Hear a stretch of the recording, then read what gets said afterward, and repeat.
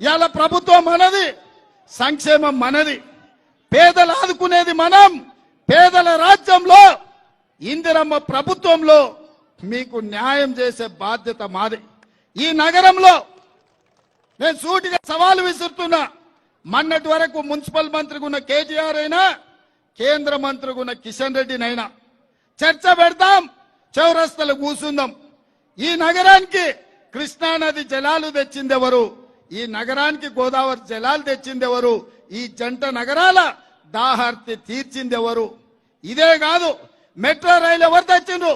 అంతర్జాతీయ ఎయిర్పోర్ట్ ఎవరు తెచ్చారు? ఔటర్ రింగ్ రోడ్ ఎవరు తెచ్చారు? ఐటీ కంపెనీలు ఎవరు తెచ్చారు? ఫార్మా కంపెనీలు ఎవరు తెచ్చిండ్రు?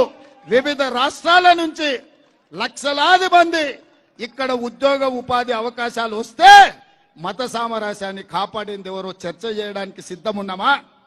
ఇవాళ కంటోన్మెంట్ ప్రాంతంలో